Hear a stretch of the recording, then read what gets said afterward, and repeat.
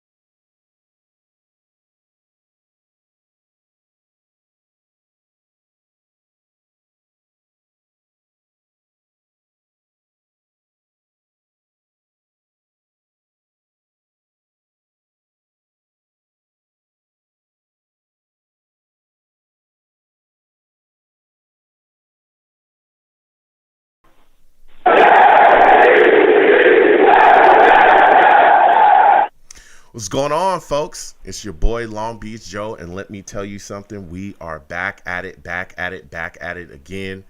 We're going to be talking Jets today. There's so much to talk about, so much to cover. The New York Jets have so much going on. You look at this situation here. We got the green and white scrimmage. We're going to be recapping that. There were some things going on. Clearly, Zach Wilson had some struggles in that game. There's a lot of Jets fans that are down on him right now. We're going to be talking about Denzel Mims. So we're going to be covering quite a bit. So listen, let me go ahead and get into it. I am the man of the people. I am here for the people. Let me shamelessly promote my Facebook page. Everyone go on Facebook, search The Long Beach Joe Show. Like that page. My content's up there. Go ahead and give it a listen. Message me. I'll message you right back. I love going back and forth with folks about this football team. Also, leave me some feedback. I love hearing about what you folks think I do here on The Long Beach Joe Show. So I'm also on iTunes as well. Yeah, check your boy out on iTunes. You can go on iTunes, search The Long Beach Joe Show. Subscribe to my podcast there on iTunes. And hey, man, give your boy a rating. Can I get a rating? Can I get a 5-star rating? There's people that have dropped some 5 stars. There's people dropping comments. Please continue to do that. I want to hear your feedback. I want to get your thoughts on what I'm doing. You know what I'm saying? So salutes to everybody that has dropped, the ratings and gave me some feedback as well. But come on, I need more. You know what I'm saying? I need more. So hit your boy there. Again, I'm also on Twitter as well. I'm all over the place on there. YoungJ000. The show's page is also The Long Beach Joe. So go there, follow your boy, man. Talk to me. I'll talk back. I love going back and forth with folks, and just having discussions about all kinds of things, the Jets, everything that we got going on. So salutes to everybody. And again, I'm also on YouTube. I live stream my radio shows, Long Beach Joe Jets on YouTube. Come on by. You know what I'm saying? And we have a lot of fun. We talk, we have a lot of fun talking about the team. We also, we play games too, baby. We play games too. You know what I'm saying? I'm a one-stop shop. I have so much fun doing what I do. So, hit your boy. Come through, subscribe. Give me a thumbs up, man. You know what I'm saying? And salute to everybody, again, that's watching live. Please get a stream a thumbs up if you haven't yet. You know what I'm saying? And subscribe if you haven't yet as well, if this is your first time watching me. So, listen. It's time to get into it. We got so much to talk about. The green or white scrimmage has happened. We're going to recap that. We're also going to discuss what's been going on, man, especially with Denzel Mims. There's been some struggles as well with Zach Wilson. There's a lot of fans that are down on him. A lot of fans already talking about, they don't know. A lot of fans wondering, hey, why did we draft this guy? I'm telling you, I've seen it. I've gone back and forth with a lot of people. But before we get into that, okay, before we do that, as everyone knows, I am a Jets fan, and I live in California. I grew up on the West Coast, all right? And I love this team through and through. And there's a lot of people from a lot of different places, that aren't necessarily from the Jersey area, or, they're from the New York, Jersey area, and they've had to, move other places, but they still love this football team. And it's always great to hear their stories about how they come together. They build fan clubs wherever they go. They come together and they bleed green together with their brothers and sisters. They unite. They talk about the football team. They watch the games together. Through thick and thin, they stick together. And just hearing those stories and hearing, how everything comes together, talking about their fandom and their fanhood is always great to hear. So tonight, I'm going to bring on Willie Williams, okay, from the 757 Virginia Fan Club, and he's going to talk to us about his fan club and what they do there, to bleed green, what they do there to connect with each other and show their love for the New York Jets. So, Willie, I want to thank you for coming on the show, man. I want to welcome you. How are you doing today, my friend? Pretty good. How you doing, Joe? I'm doing amazing. Listen, Willie, let's get right into it, man. What made you a fan of the New York Jets? That's a funny story. I actually grew up a Cowboy fan, Joe, and then once I got older, we moved from New York to Virginia. And so then it's everybody's Cowboy fans, That's when they were winning all those Super Bowls. But I'm like the underdog. So, when Keyshawn Johnson got drafted, he was my favorite player in college. So he went to the Jets. So I'm like, maybe I should start following them. And I looked at the history, the whole history of everything. And then Joe Namath and everything is great. And I've just been a Jet fan ever since. Okay. Hey, look, however you bleed green, however you put that green jersey on, I'm all about it. You know what I'm saying? I've had people say some of the same things as well, that they grew up, they were a fan of a certain team, but as they got older, they started to feel like it's something just that pulls me to this Jets team, something. And they just went with their heart, and they exactly. they love where they're at right now. So I really like that story there. But how did your fan club come apart, Willie? How did you guys put that together out there in the 757? Okay, so what it is a lot of people from New York moved down to this area. Mm-hmm. And so, there's a lot of Giants fans here, but there, it's actually more Jet fans. So the thing is, it's you have to try to, have to find them. So people started creating Facebook groups. And then, so, I was part of one group, the Virginia Jet fans, shout out to them. Mm-hmm. And so, basically what happened is I'm in the peninsula a lot. I'm there more than anything. So then, I was like, well, we don't have anything on this side. So I'm like, okay, well, and I just started the group, and that was in 2019. So we're going on our third year now. Okay. And so where can people come and hang out with y'all? Like, where exactly do you guys meet up and have fun, watch games, and do all your events together? Okay, so here's the thing. I'm actually an event coordinator as well. So, started out kind of slow because, people don't know what's out there. And first we started watching the game that beat, Buffalo Wild Wings and Suffolk. And then once people started realizing, started hearing about us, so then I moved it all the way to the peninsula. And so we watched the game at Hooters. So now, on our third year, I'm like, okay, let's expand a little bit. So now people have heard about us. So now we'll be watching all of our division games at Green Turtle in Hampton, in the town center. Then all of the regular games will still be at Hooters. But then we got this thing called pop-up games. So certain games I might pop up in Richmond, Virginia. I might pop up in Norfolk, Virginia. I might pop up in Virginia Beach. Keep it spicy. You know what I mean? Yeah. And so the fun thing is, like, so we make it really festive. So, like, you're gonna laugh. So, like, the thing is, I have like a flight suit, right? Mm-hmm. I have a flight suit and a helmet, like a fighter pilot helmet. So it looks like you're ready to fly a plane. I wear it to games and everything. Oh my God, you've probably seen me. It's amazing. Hey, and so, like, we got this thing called the flight. Go ahead, Willie. You coming through with the flight suit? Go ahead.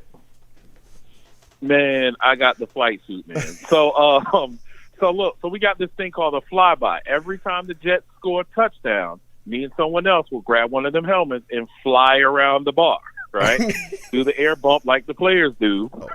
Okay. And then, we do the chant. Mm-hmm. Man, it's so fun, man. And then, like, we have beads. We do 50-50 raffles. They're $200, $300, $400. You have flags. I mean, like, dude, we do it all, man. So, like I said, we're steadily growing. So that's why I want to go ahead and expand out some, Yeah. But yeah, we have a great time, man.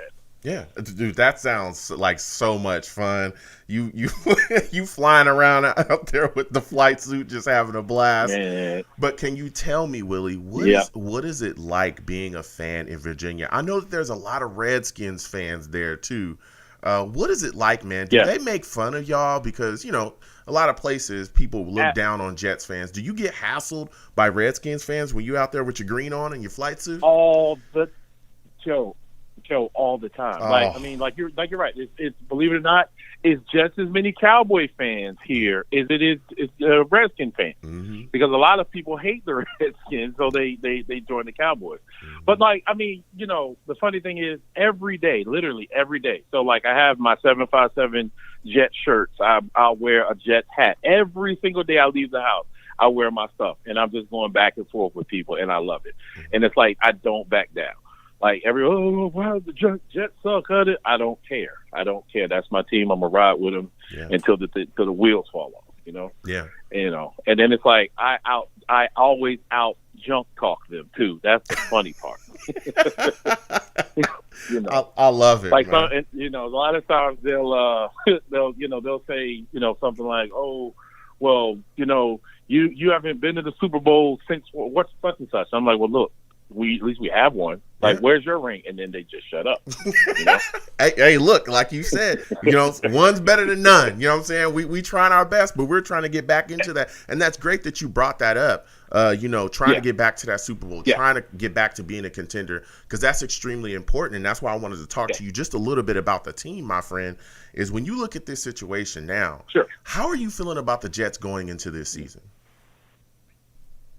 As far as I think that Joe Douglas has done a great job in putting everything together. Mm-hmm. One of our biggest issues for years has been the offensive line, and he's addressing that. Yeah.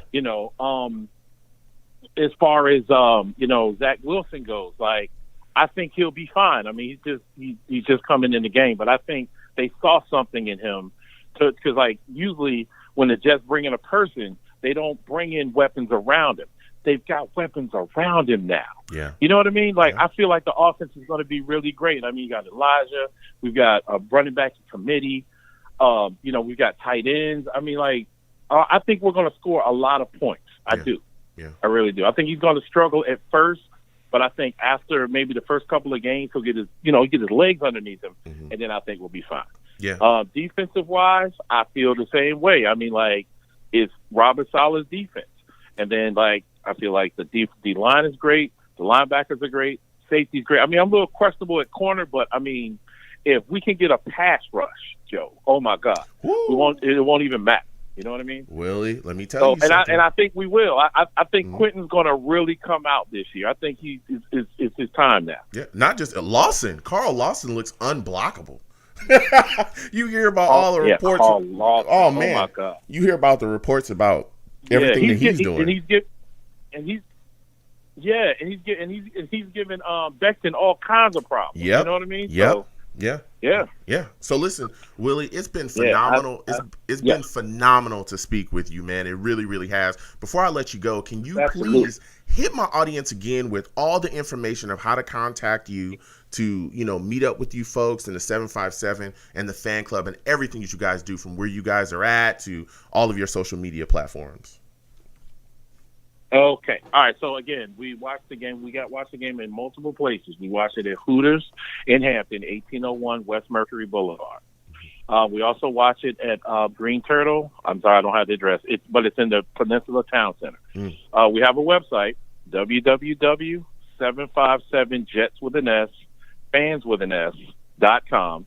You can also find us on Facebook, 757 Jet Fans with S's, and then on Instagram, 757 spelled out. So it's, the actual letters and not the numbers. 757 spelled out Jet Fan. Yeah.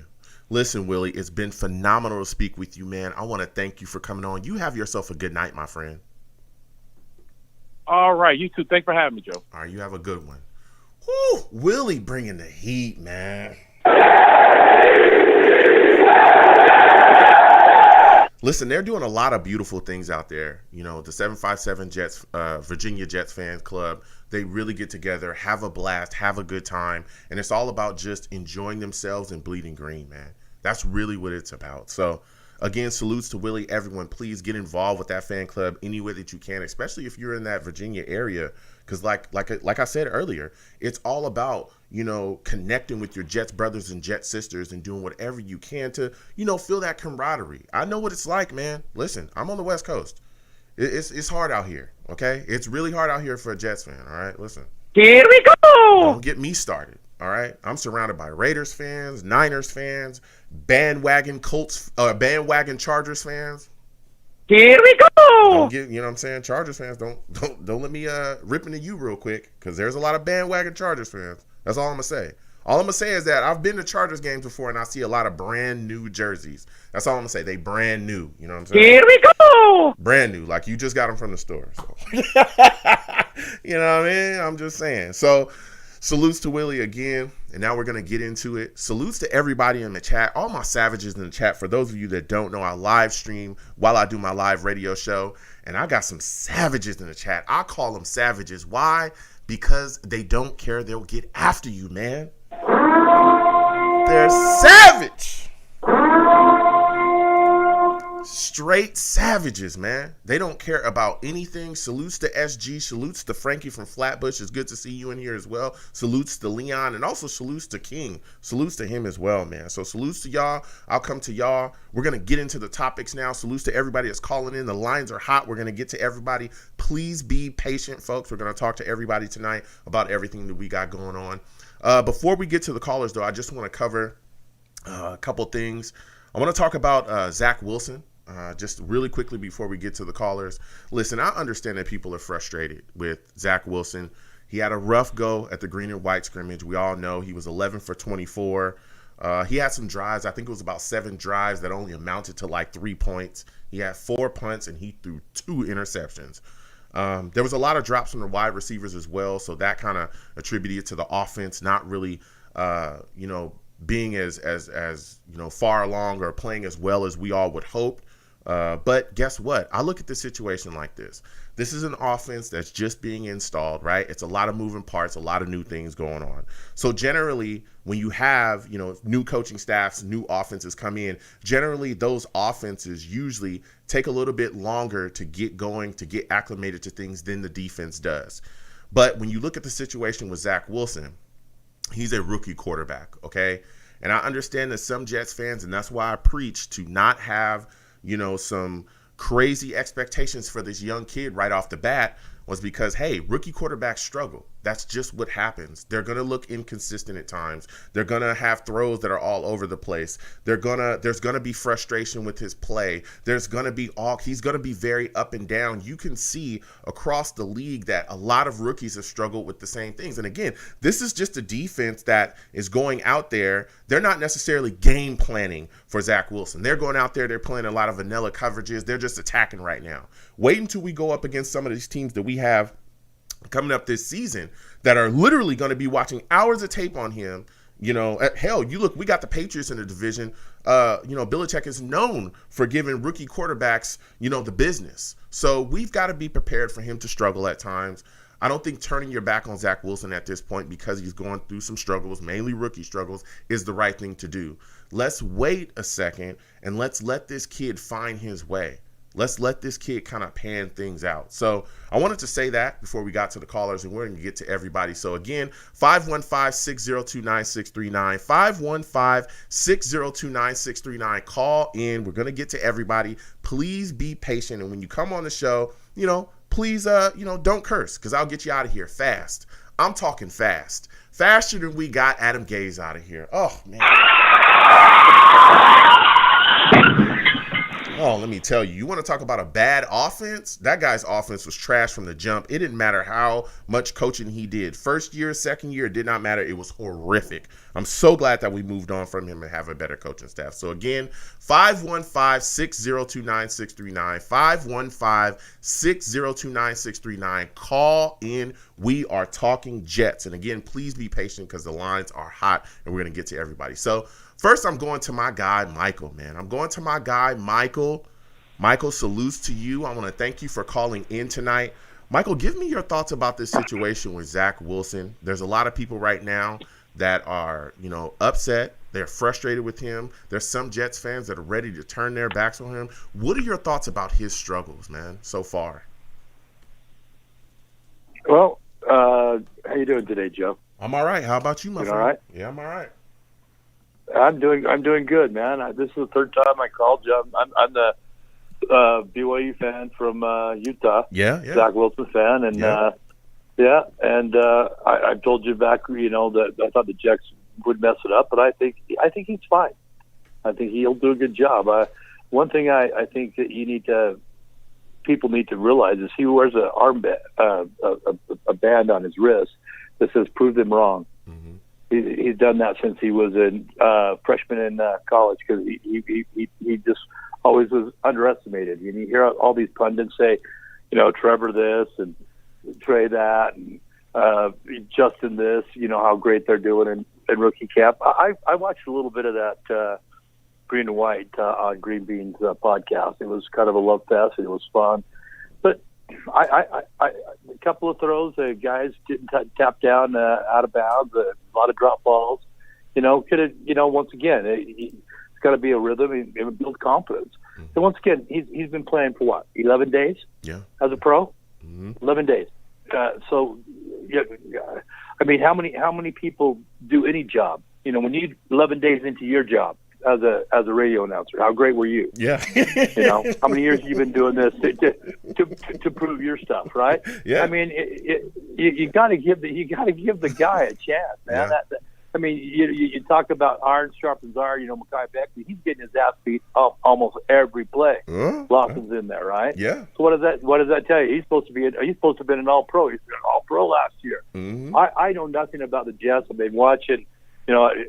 Frankie from Flatbush. I saw a thing of him, and he was all over him. And then he did another video, and he kind of backed off a little bit. And I'm thinking, let's give the guy a chance. Let him grow a little bit. Let him understand. What did Saleh say yesterday? They just finally installed most of the offense now. Mm-hmm. Now it's time for the offense to catch up with the defense. Defense is always ahead of offense. That's why Belichick, in a one game thing, the defense is easier to scheme than an offense, right? Yeah, it absolutely is. I just think that, and they're not giving the rookie any stuff. They realize that hey, if you can beat us, and you're going to do pretty good against all these other teams because they're going to be just as good as us or better, right? So I'm okay with it. Yeah, I believe in him. I've seen him for 3 years. Yeah. So I'm a big fan. Yeah. I mean, prove him wrong, Zach. Yeah, and you bring up a great point because even some of the things that, again, there's reports flying around about the struggles that he's having, but one of the things that I see him doing, or that we've heard about him doing, especially from the reports, is that even though he's struggling, he's still trying to find his way out of it, right? Like they talk about him going to the defensive side and going to their meetings and saying, hey, what exactly are you guys throwing at me where I'm not doing this correctly? So he's trying to figure it out, even going to the other side of the ball and saying, okay, when I do this or when I attack this way, what are you guys looking at? How can I attack you better? Like he's trying to figure his way out of it. And like you said as well, he's a rookie quarterback. And I was preaching this to people that, look, he's going to have his struggles. That's just how it goes. If you go back and you look at a lot of guys that are really, really solid now in this league, their rookie year, they were kind of swimming. Their heads were swimming. Their heads were all over the place because, again, this is a league that really, you have to have time to adjust to. Not everybody's going to come out of college and immediately be Aaron Rodgers. Even Aaron Rodgers wasn't Aaron Rodgers right out of college. He had He had 3 years, right? Exactly. Yeah, so. He had time, and then especially when he got in there, he had to get his feet underneath him as well. So you have to give this kid time. But I also understand the pressures of New York. I understand this fan base is rabid. We're excited. A lot of Jets fans finally want to see that us compete on a level. There was people talking about playoffs. This year it's going to happen immediately, and that's why I pumped the brakes on a lot of stuff. And I said, listen, allow this kid to get his feet underneath him. And that's going to be my next question for you, because when I look at this situation, I think a big thing that excites me about him and in this situation is our coaching. I think he's been put in the correct position with the coaching staff that we have to see big success, because if you look at how Sulla is handling this situation, Sulla's coming out and saying, listen, he's a young kid. We're gonna wrap our arms around him. I'm just paraphrasing. We're gonna all group around him, and we're gonna make sure that he's gonna be okay. But he's got to go through the processes. Can you please speak on how Sulla having that even keel, being that calming force, can help him along as a young QB as well?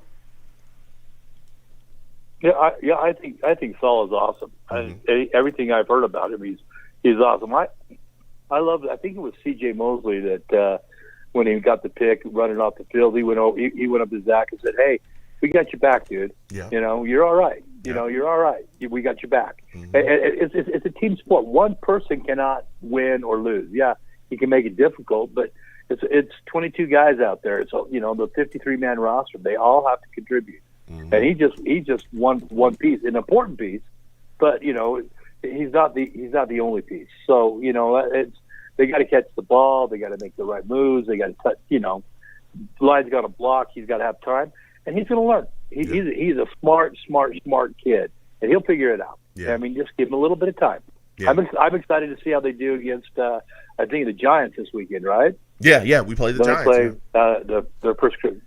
Yeah, I'm excited to see how that goes. I think he'll surprise some folks. So I'm hoping anyway. I'm positive. But you know what? I believe in him. I've never been a Jets fan. I'm doing it, but I'm not used to this negativity, man. These people are crazy, and I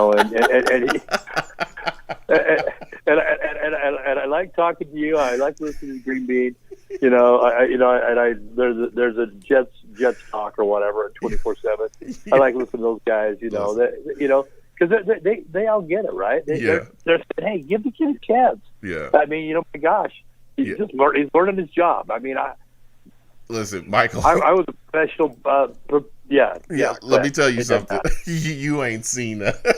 You ain't seen negativity yet. I've been a fan of this team for so long. This is just everybody's just anxious. That's what I think it is, and I think there's some fans in this fan base that can't wait to turn. But like you said as well. And I'm saying, too, I think we just need to preach patience and just wait for this kid to come along. He's going to find his time. But, Michael, I got to get back to these lines, man. Listen, I want to thank you for calling in tonight. You have yourself a good night, all right?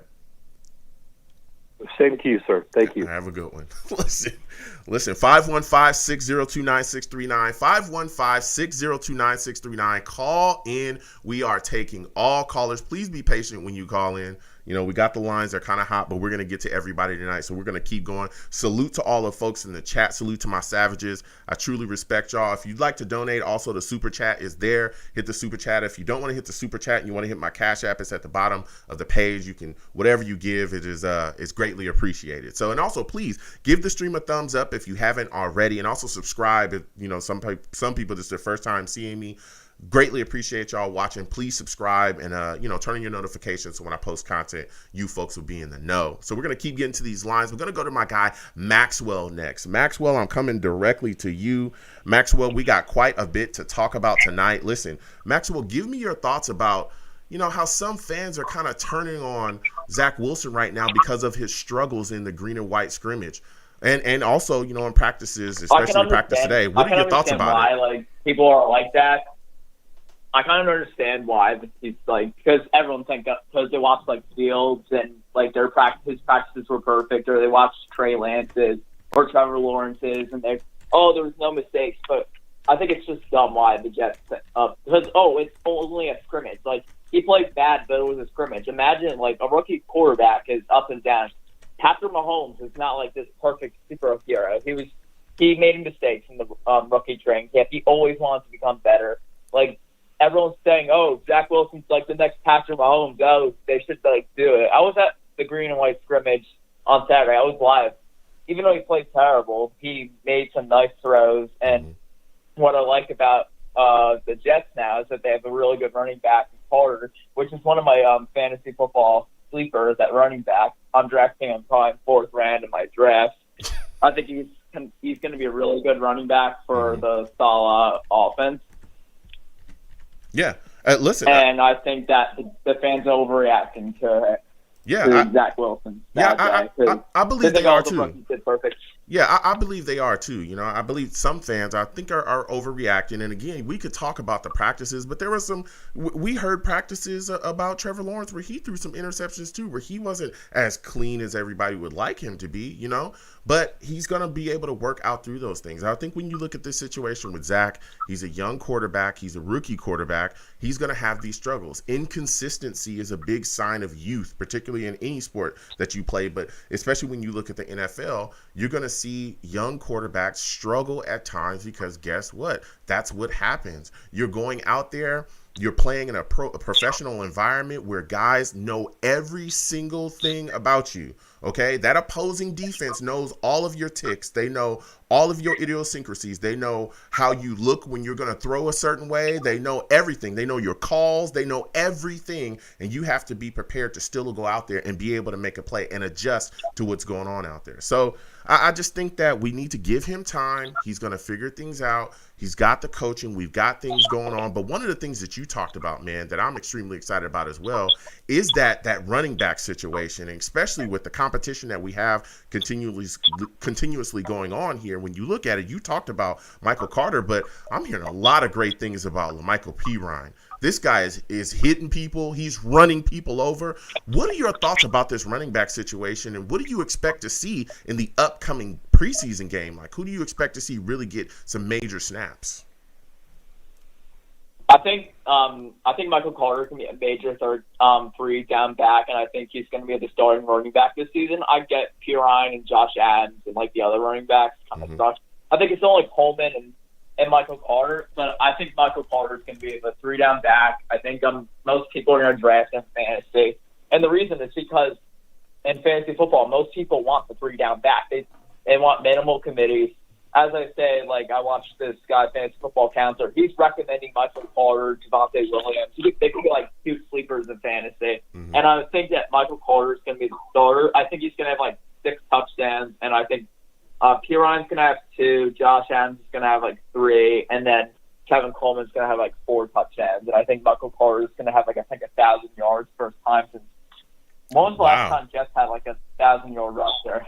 Okay. Yeah, I mean, look, we're going to be in a run-first scheme, especially with this committee season or this back-by-committee system that we're going to be running.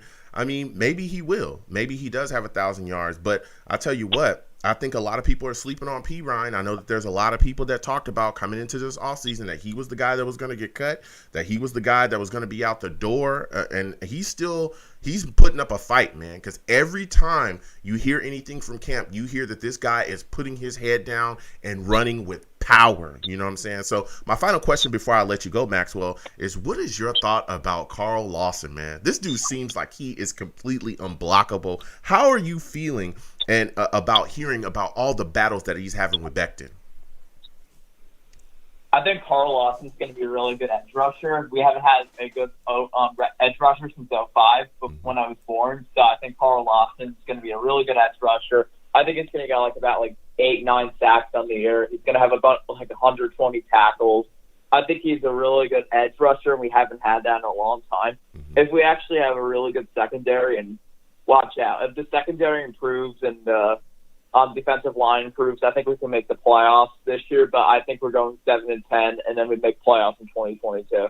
Well, I mean, we'll see about that. You know what I'm saying? We got a lot of games to play. We got to see how this team pans out. But I love the enthusiasm. Listen, Maxwell, I want to thank you for calling in tonight. You have yourself a good night, all right, my friend? Okay. All right, you have a good one. Listen, Jets fans are fired up. They're fired up, and they are passionate, man. Let's go. We're going to keep going to these lines. Again, 515-602-9639. 515-602-9639. Call in. We are taking all callers. Please be patient. The lines are hot, but we're going to get to everybody. We are talking. You know what I'm saying? I know we're talking about Zach Wilson quite a bit, but I also want to talk about Denzel Mims, because there was a lot of people, turning your back on him too.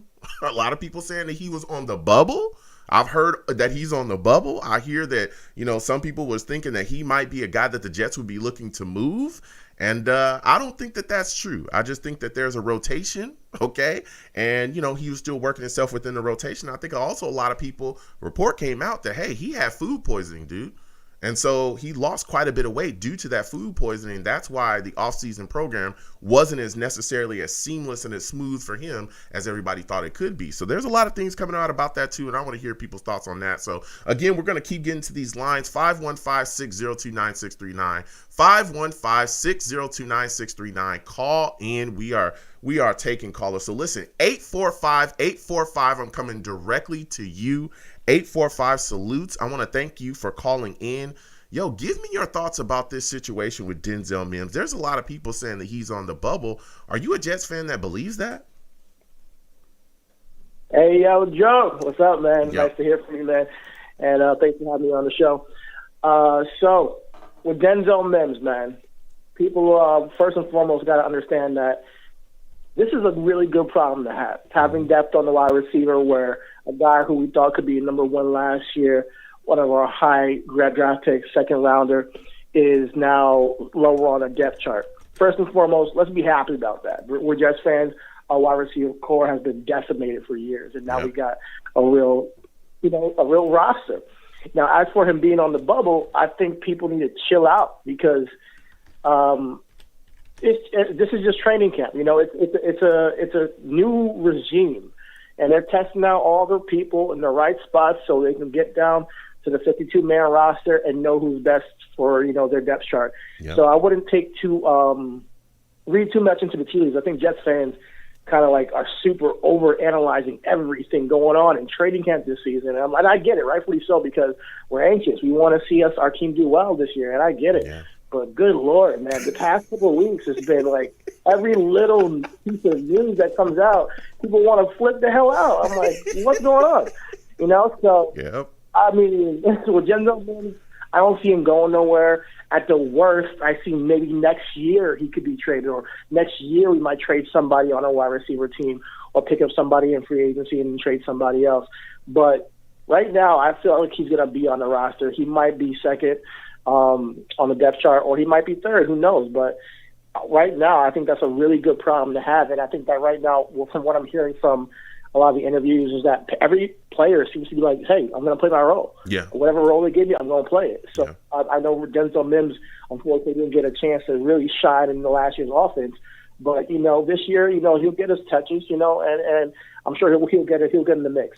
Yeah. Yeah, I feel the exact same way, like you said.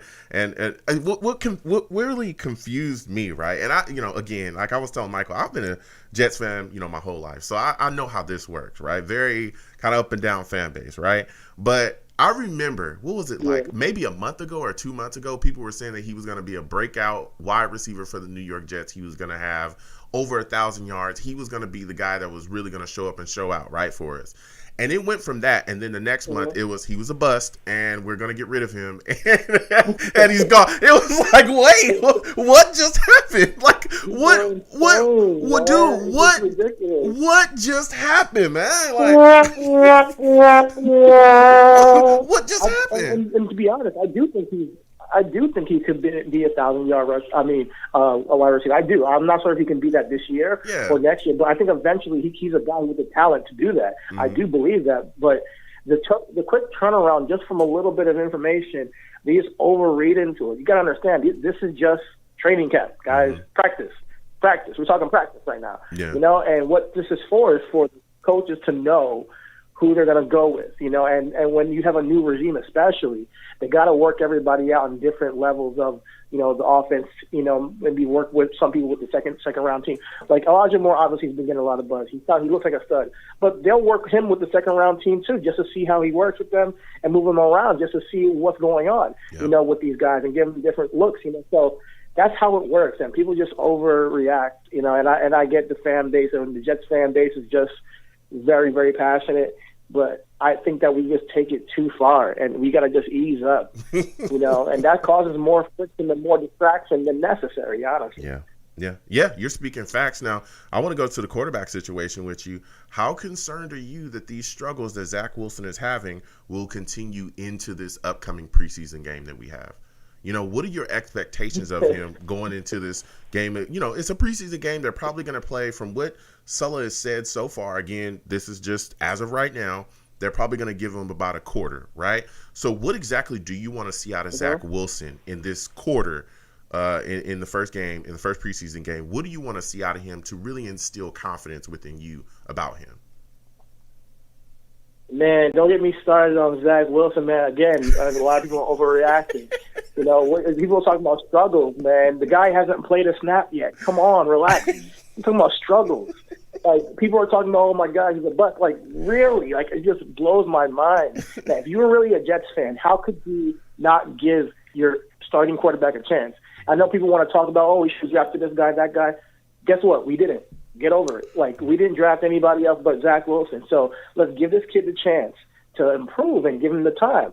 Now, what I look at him, I just want to see, like, his decision making. Honestly, coming this week, moving over throughout the preseason, just his decision making process. And I'm not. Everybody's looking for the big plays. Don't worry, that will come down the line. Once he really gets the offense down, he gets the timing with his receivers. Yeah. Trust me, by week 5.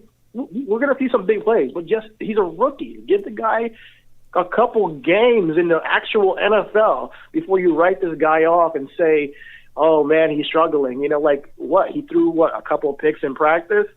That's what practice is for, guys. Yeah. Come on, let's be real.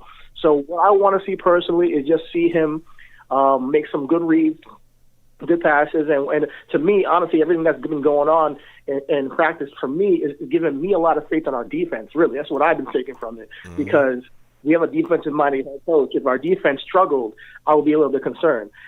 So I'm seeing them make plays, seeing them be working fast, and get some interceptions with our struggling. Our secondary was questionable. Now it's showing that maybe these rookies might be able to do something. Maybe these young stars, maybe you guys can, hold up for the season. So we'll see how it goes. But for Zach and the offense, in particularly, it's really just seeing him make the right reads and decision making. If you got to check down, just check down, bro. And you live to see another day. Exactly, and that's what I want to see as well. I just want to see smooth things, solid decision making, and for him to go out there and do his thing. If he makes a mistake here and there, I'm not going to kill him for it. Again, like you said as well, and we've been preaching all night, he's a young quarterback, he's a rookie quarterback, but I just want to see him go out there and have a solid grasp of the game plan, go out there and do his thing for a quarter. And I mean, we've seen the arm strength. I'd love to see that. I'd love to see a bunch of lobs down the field. Everybody knows how I get. I like to score it up, baby. But let's, I gotta be patient as well too with that. Yeah, that's the thing. Like people gotta understand, like, why we drafted this kid, it was because of the talent. Because of the talent he has, and we know he can move out the pocket. We know he has the arm strength. We know he can throw the ball with a quick release. Yep. Now, granted, he might throw a pick right now, but after this season is done and moving on his career, those intangibles stick with him. So when he gets more up in the head, when he gets all the pieces right upstairs in his mind of how to play in the NFL, he still has that talent that we drafted him for. So I think that's the luxury of getting Zach Wilson as a second-round pick. I do think that out of all the quarterbacks taken, he was one of the top three out of the entire. Him, Trevor Lawrence and Fields were, to me, they were very close to me in talent. So let's just give the guy a chance, and I'm not looking for us to win a Super Bowl this year. So at the end of the day, all I want to see is improvement, and not just for Zach, for the whole roster. Like, everybody's putting all of it on Zach. I get it. He's our quarterback, but we have a really young roster all around. So all we got to do is see who we got to take into the future. This season is to see who the Jets regime is going to take into the future. Next offseason, we might, let some people go and bring some new people in with free agency. Obviously, you got the draft next year, but I'm not expecting us to go deep into the playoffs this year or something. Yeah. So we should temper our expectation. There's going to be some struggles. There's going to be some ups. There's going to be some downs. But let's just chill out and take the good with the bad. Yeah. Yeah, and I mean, you speaking that talk, man, I really love the takes that you're bringing so far. And my final question before I let you go, because the lines is hot right now, is when you look at this situation, man, there's a lot of talk about Becton really having his hands full dealing with Lawson. There's some people that are looking at it and saying, hey, this is a battle. It's going to be great for both of them. But then there's others that are saying, listen, Becton shouldn't have this tough of a time with Lawson if he's going to be an all-pro. What are your thoughts on that situation and the battle that they're having, on a every single practice? Are you a guy that looks at it like, hey, I like this, or you a guy that thinks that Becton should just absolutely be dominating Lawson? Oh, I love it. I mean, when it comes down to it, we like the last caller said, we haven't had a pass rusher in a long, long, long time. Now that we got one, we can't be mad that we got one and Becton's struggling, because all this is going to do is make Becton a better offensive tackle. And I believe this is his second year. So, I mean, I believe Carl Lawson's one of the better, edge rushers in the league. So if he's going against Carl Lawson every week in practice, I mean, most of these edge rushers are not going to be able to mess with Matt Becton, especially by the end of the year. Think of the improvement Becton's going to have by going against Carl Lawson. I mean, I think kind of gypped him with the the Pro Bowl last year. Voting. I do believe that this year he's almost going to be guaranteed to get it if he stays healthy. Mm-hmm. So I'm loving it. So if he can do that against Carl Lawson, he should be able to handle most of these outside edge rushers in the league. So I think it's great. Mm-hmm. Yeah, and that's exactly the way I feel. I look at the situation and I say, and they had a saying, I think it's iron sharpens iron, but I look at it like this. Look, yeah, Becton should, if Becton wasn't struggling and was just dominating him every single day, just absolutely stonewalling this guy, I'd be concerned, is he going to be good? Why do we pay for this guy? Yeah, why would we pay all this money for this guy? Yeah, I would be a little worried. You know what I'm saying? Okay, well, I mean, if he can't at least give Becton a run, but it's great to hear. That's what it's all about, competition. You know what I'm saying? So, yeah, he should be giving Becton a run, just like Becton give him a run at times. He's not winning every single, snap, every single rep in practice, but guess what? He's putting on too. He's out there doing his job as well. So I'm excited about it, man. And I'm hyped because, like you said, we haven't had an actual pass rusher in years. I don't think we've had a legitimate pass rusher since John Abraham. I know people bring up Aaron Maben, but John Abraham was a monster when he felt like playing. You know what I'm saying? But he was a complete monster. You know what I'm saying? So listen, salutes. I got to get back to these lines, my man. It's going to be a fun season. It is. Fun season. Dude, it but is. Yeah, you take care, man. Thanks for having me on the pod, on the show. And go Jets. Absolutely. Thank you for calling in, my friend. Listen, he brought the fire, man. He brought the fire. We're going to keep getting to these lines again. 515-602-9639. 515-602-9639. Please call in. We are taking all callers. Please be patient when you call in. The lines are hot. Salutes to all of my savages in the chat. Salutes to Tim. Salutes to Jay. Salutes to Mike. Salutes to Bill Jones. Salutes to Skill Baby. All of y'all, man. We'll come to y'all soon. We're going to take questions from the savages in the chat as well. If this is your first time watching me, or if you're watching the stream right now, please give the stream a thumbs up, man. Please share the stream. You know what I'm saying? Share with your friends, your family, across your social media platforms. Also subscribe as well if you have not subscribed to the stream. For those of you listening to me on Blog Talk Radio, again, I live stream during my shows. So I talk to my savages in the chat and we go back and forth, man. We have a lot of fun. So we're going to keep getting to these lines. Again, 515-602-9639. 515-602-9639. Call in. We are taking all callers. So next caller I'm going to my guy, Rusty. Anthony and Kieran will come to you in a second. But Rusty, I got to talk to him, man. Rusty, salutes. I want to thank you for calling into the show tonight. Listen, Rusty, a lot of people looking at this situation here with Zach Wilson. He's struggled. They're wondering, is he going to continue to struggle? Some fans have kind of turned their backs on him. They're starting to worry. What are your thoughts on the situation? And are you patient? Are you going to be patient, to see what he's actually going to do in this upcoming preseason game? Hey, how's it going, Joe? You're doing great, brother. Absolutely. I'm doing great. How about yourself? Hanging in there, man. It's good on the East Coast. A little raining. Got some Scottish weather. But, it's not bad. Yeah, I hear you. Bad. I hear you. Better than snow.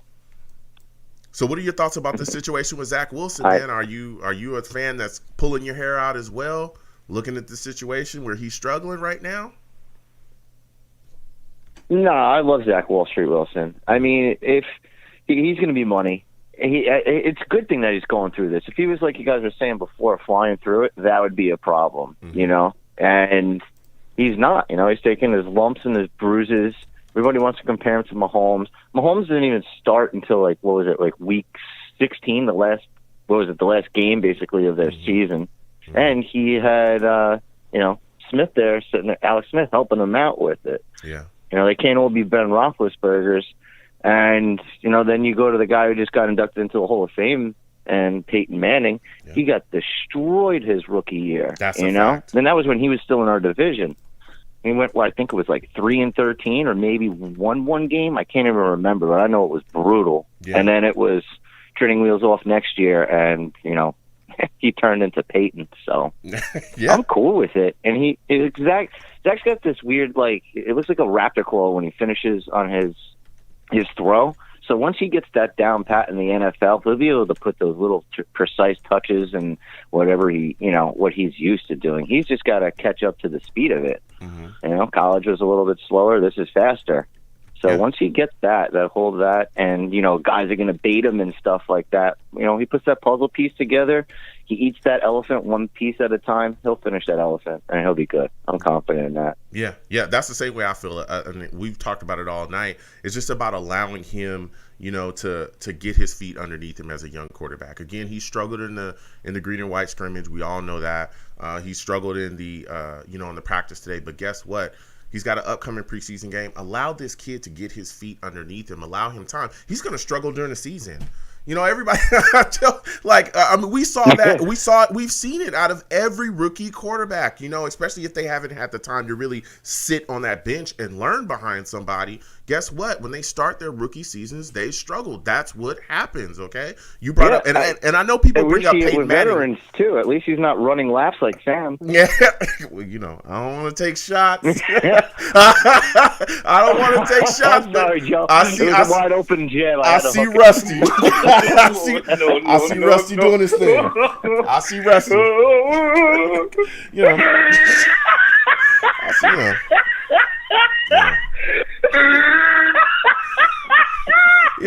Rusty taking shots already. Pay attention. Everybody pay attention. Rusty could not wait.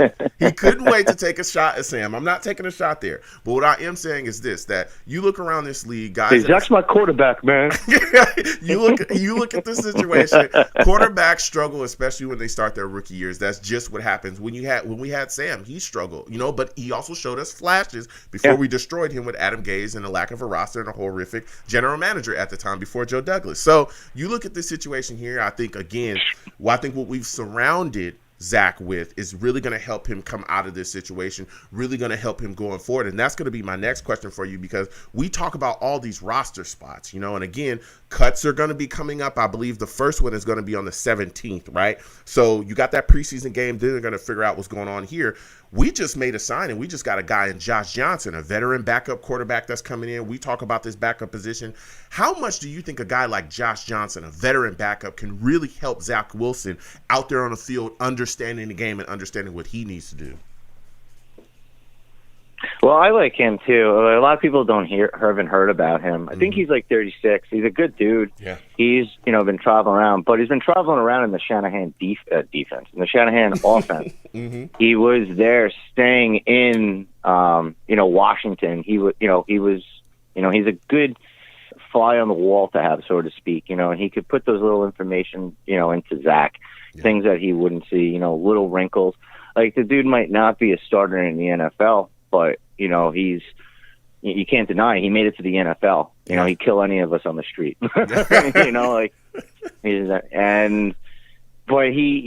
he knows enough. And, for the Shanahan, for them to pull him in, he's got an understanding of that Shanahan, offense. And that's a good thing to have, because you don't want to take that spotlight away from Zach either. Yeah. You don't want to bring in like Foles or any one of those guys, because then, New York media, they'll just tear it to pieces, and it won't be about Zach. It'll be a competition somehow. Absolutely. So that's what I like. They did like that under the radar type of mentor, Yeah. Now, another position group on the offense that seems to have big question marks around it, that tight end position. And I know you Herndon Hive guys got after me. You know what I'm saying? You got after me. You did. You guys got after me left and right when I said, listen, I'm not going to get all fired up about Herndon. I'm going to wait and see what's going on. Well, so far in camp, it looks like Herndon is kind of buried in the depth chart. Guy looks like he's playing with the backups. You got Croft out there. You got Griffin out there rotating with the number ones. We've seen them get opportunities. I think in this offense in particular, the offensive or the tight end is going to be utilized a little bit more than it has, been in the recent past. So when you look at this position group, who do you think comes out of this scrum? Because again, we got this preseason game coming up. Who's a guy that you're looking at right now that you think is probably going to be the Jets starting tight end? Oh, it's Croft, no doubt. I can't stand Herndon. He should have been gone 2 years ago. I can't. He's got cinder block hands. Jamal's basically got a tad. He's got a tad bit better hands than Jamal. Just drives me insane. But it's going to be Croft, and then Westco. I like how they're doing that with the fullback. But then the dude that we have to keep and that's going to do something. I really do. I feel it's going to be Yeboah. Yeah. I like. You can't just let him go. Yeah. So you keep those dudes around, and then you're going to get injuries. But I'd rather have a freaking toilet seat than Herndon. Honest to God, I can't stand him. I put that out on as a tight end and said, at least a toilet seat you can hit it and it'll catch it into the crapper. You have a shot at it. So. Yo, Rusty is going off right now. So my final question, Rusty, before I let you go, is when you look at, we talk about this pass rush, we talk about Carl Lawson, but there's also other guys, right? This guy, Bryce Huff, is out there flying around, really making plays. John Franklin Myers, is flying around out there making plays. Do you expect the New York Jets front line, this defensive front, to really dominate the line of scrimmage, in that first quarter or so that they're going to be playing against the Giants? Instead of toilet seat. Hell yeah, I do. I really do. I mean, everybody loves Lawson. I do too. But my favorite defensive lineman, everyone loves Q too. I love John Franklin Myers. Yeah. That guy is a maniac. I love him. Yeah. And he's putting in that work, and he's gonna be blessing the NFL for sure. Because you can see what he was doing, last year. You're like, what? There's something like, why the hell isn't he in there? Well, there was something off. Yeah. And now it's just, pin his earbacks and release the Kraken type of deal. And he's going to, I think he's going to feast. Yeah. Him and Lawson are going to feast. And then you have Q, and then you have, it's, when you start breaking it down, you're like, oh my God, like, who are you going to double team? What are you going to do? Yeah. You know? Yeah. I mean, you're gonna have the Dean of Mean Nozzle Dean come in there and blow people up. It's gonna be insane. It's gonna be great. Yeah, I really feel that. You're talking that talk, Rusty, like you said as well. I think, again, Q's coming back from that injury. He's going to be, ready to go. We already see Lawson out there dominating, but like you said, there's other guys, the rotational guys, John Franklin Myers, Huff coming in, Shepard, we've seen him do some things. Dude, this line is going to be monstrous. We're going to be beastly. We're really going to be dominating people up front, and I think that's going to really help us because, again, we talk about our cornerback position being a big position of concern. Well, if you ain't got the time to get the ball out and guys are, you getting smacked around and you're getting constant sacks and that turns into strip fumbles and all those things, it's really going to help our secondary work itself out. So before I let you go, though, Rusty, because you've had a heck of a call, when you watch this upcoming preseason game, what position battle are you going to be keeping your eye on the most? Oh, probably around the obvious spots are going to be corner and wide receiver, but I'd probably say safety. I want to see what our three dudes do back there, with Joyner and May and oh my God, I can't believe I forgot his name who we drafted last year. That's so terrible. You talk about Ashton Davis, but he's coming back from the injury. Yeah, I mean, that's what I like to see too. So probably go with the safeties, which a lot of people wouldn't say. Okay. But, because you're going to see the battles without a doubt on wide receiver and, cornerback and everything, which I love everybody's still putting my boy Mims down. He's a freaking monster. Yeah. Once you release him on the field, yeah. And he starts toe tapping and plucking those passes, you're like, oh, yeah, that's right. So he's got those crazy good genes too. You see his brother killing it at Oklahoma. Yeah. So it's just a matter of time. You just got to find his right avenue, if you will. Absolutely. Be utilized correctly or thrown to at least. Yep. Listen, Rusty, this was a call from you. Let's give Rusty a hand, man. Let's give him a hand. You know what I'm saying? Yeah. It's like,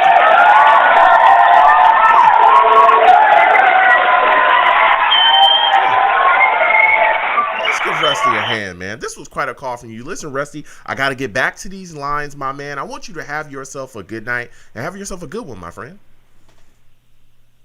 You too, there, brother. And shout out to the Savages, too. Gangrene for life, man. Absolutely. Let's go, man. Salutes to Rusty. You know what I'm saying? Salutes to everybody. We're going to keep getting to these lines. Again, 515-602-9639. 515-602-9639. Call in. We are taking all callers. We're getting to everyone. Please be patient, okay? The lines are hot, but we're going to get to everybody. We're going to hear everyone's takes. Also, as well, if you have not, please give the stream a thumbs up. Also, please subscribe if you have not subscribed already.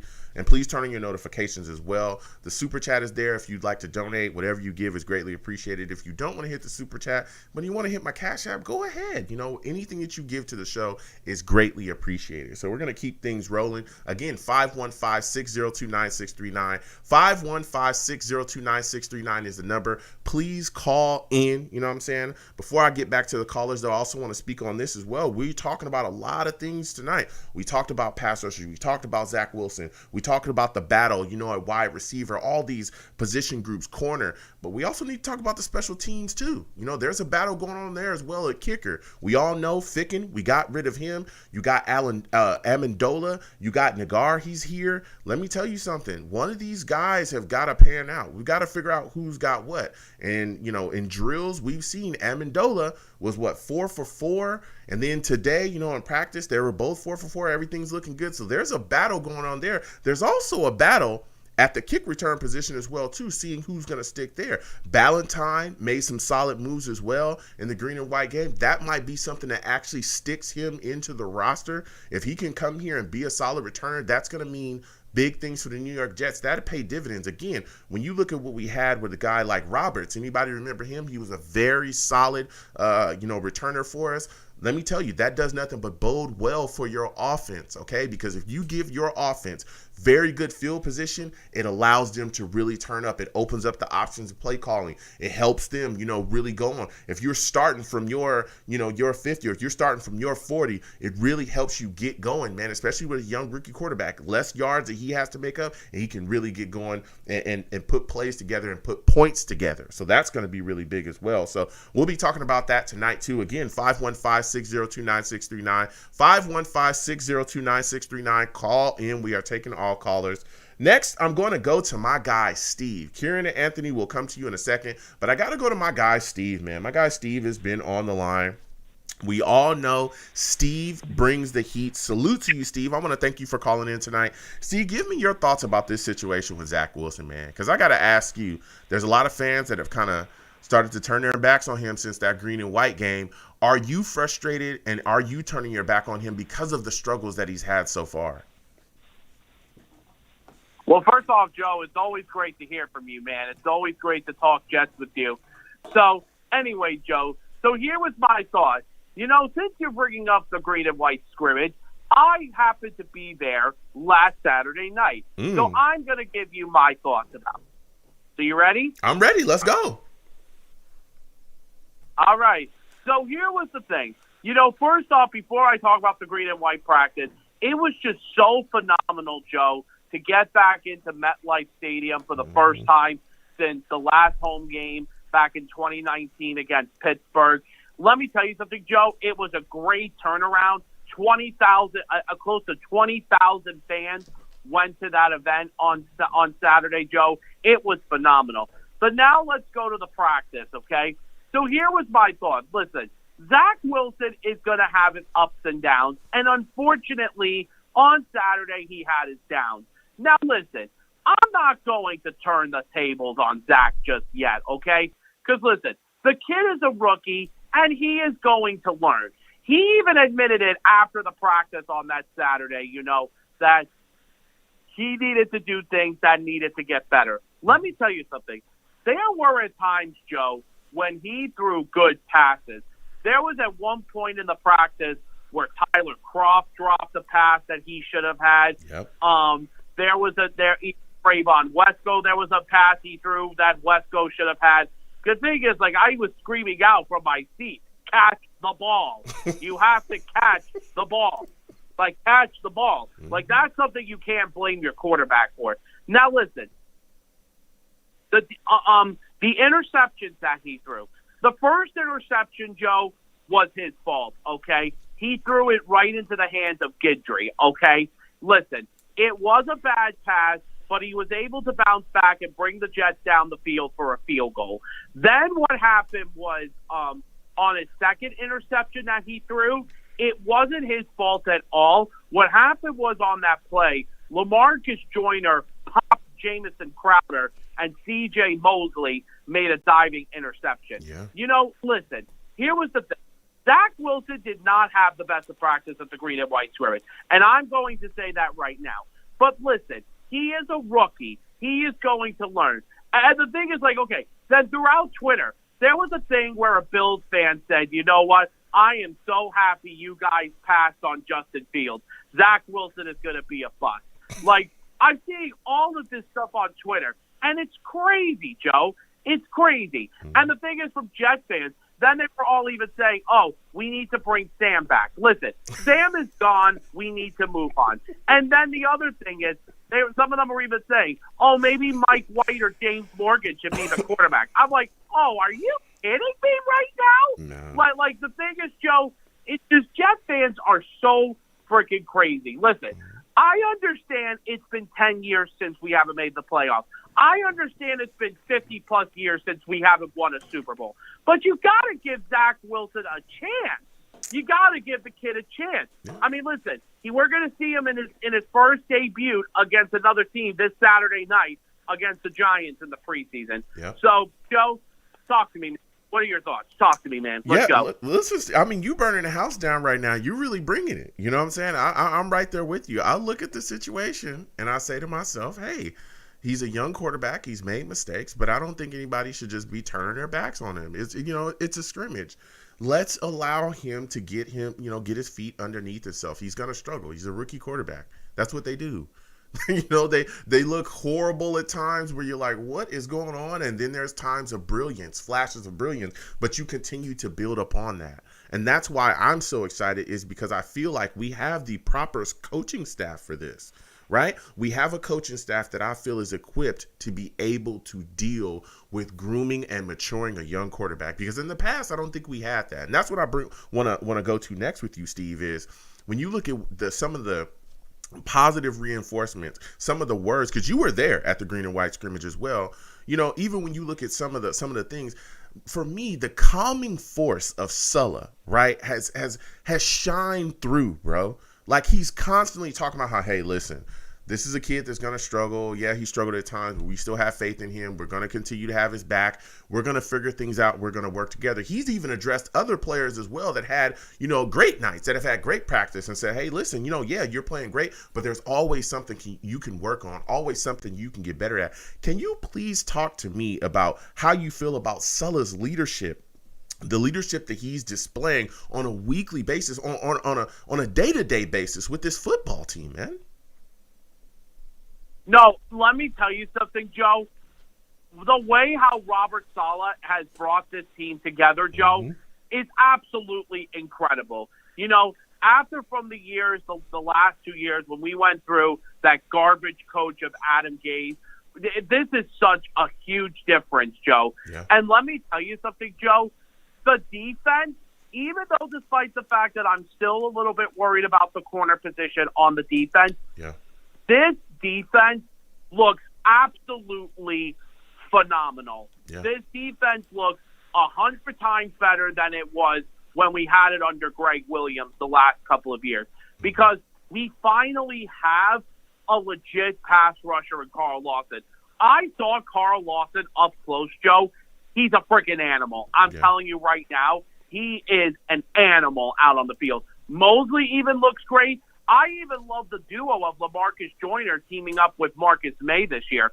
The safety position looks great. The linebacking position looks great. Even when Quentin Williams comes back, because he should be activated off the PUP list by next week. But let me tell you something, Joe. This defense now, listen, I'm not going to get my high hopes yet. I need to see when it actually starts, when the regular season begins. But everyone is saying that this defense this year could be like a top 10 defense. But here is the thing, which I'm going to say right now. I need to see what it looks like on the field. Now, the other things I wanted to also talk about when I was there was actually some really cool and funny moments during that practice when kickoff returns were happening. When the Jet fans were getting so excited when Corey Ballantyne was making a play, and everyone and all the Jet fans were screaming for Ballantyne to go all the way, as soon as he gets to the 50-yard line, they have to blow the horn. I mean, unfortunately, that's what they have to do. But all the fans went, "Oh!" and then everybody and then the fans started booing at the refs. I thought that was the funniest moment during the whole practice that night. But anyway, the kicking position, because we've talked about the kicker position. Yeah. Here is the thing right now. I am happy that we did get rid of Sam Ficken. Yeah. We had to move on from Ficken because he was struggling. The new kickers are definitely showing some promise. But right now, Joe, if I had a pick right now, I mean, obviously we still have a preseason. We're not going to know who our kicker is, probably not until the end of the preseason. But if I'm going to predict right now who I think the kicker is going to be, I think it's going to be Amendola. Yeah, a lot of people are saying that. Amendola has been really impressive at camp. Yeah. And the last thing I'll say is, before I let you talk again, is this position as well. Now, I'll tell you something right now. The offensive line has really improved a lot, too, throughout this camp. Even though Elijah Vera-Tucker is out right now, I mean, the good news is his injury is not too serious. I think he's probably going to miss the first game against the Giants, which is okay. I'd rather have him miss a preseason game than a regular season game. But let me tell you something. We could definitely have a really good running team. The one thing that they just have to do better is, I mean, we're obviously going to face other defensive lines, is that they got to protect Wilson. But I do think the offensive line is definitely improved from last year. I mean, we're going to see what also happens this Saturday when we play the Giants in the preseason. Yeah. And that was going to be my next and my final question for you, Steve, because you've given one heck of a breakdown, man. Is I want to get your thoughts on the situation in right guard here, because like you said, there was an injury to Vera Tucker. I think it was like a pectoral injury that he had, but he's going to be fine. But you also got the injury to Cam Clark as well. Yeah, they said it was something serious. Yeah, the Cam Clark as well had a neck injury. That was a guy we were looking to, kind of grab that guard situation. So when you look at, I think right now it looks like Van Roten is going to be starting. What are your thoughts on that, man? Yeah, listen, here is the thing. I'm not really a big fan of Van Roten. I mean, I think he's okay. He's not the best guard I've ever seen play. But the thing is right now is, and Dan Roten and Dan Feeney have been the ones that have been replacing Vera Tucker right now. Yep. But the thing is, Joe, going into this year, listen, I'm hoping that things, just work out really good, But the only thing is, like that I'm just concerned about is, like, how this preseason is going to turn out. Because, listen, it's exciting that we're going to finally see the Jets play against an opposing team, this upcoming Saturday at 7:30 Eastern Time, 4:30 Pacific Time where you are. Now we're going to see them play the Giants. Listen, it's exciting, but the thing is, it's a big preseason for the Jets because we have a young team. We don't know where this team is going to be. We're going to see it in an actual game. The one thing is that some people are telling me that for next Saturday is this. For this Saturday coming up, they want the Jets to come out with a flash at the beginning. Yeah. We don't want to see them come out flat like we've seen in the past, because if we do start to come out flat, then things are going to get a little bit tough. But the whole goal is, remember, the preseason is not about winning games or losing games. It's about getting the team ready and prepared. That's the exact point, Steve. Preseason doesn't count. Yeah, no, it doesn't. And that's you're completely correct there, Steve. It's not about winning a game. That these games really don't matter. What it's about is about the team coming out looking sharp and competing hard. That's all we want to see. So you had some great takes there, Steve. Now, before I let you go, man, final thoughts is, hey, when you watch this game, against the Giants, what position groups are you going to be keeping your eye on the most throughout the games? The offensive side, I'm going to go with the offensive line, and also at the tight end position. Because listen, I don't know what's going to happen with Tyler Kroft or Chris Herndon, because I know the tight end position is something. I think those are the two most keys to watch for. And, of course, to make sure that Zach Wilson gets out of the game healthy.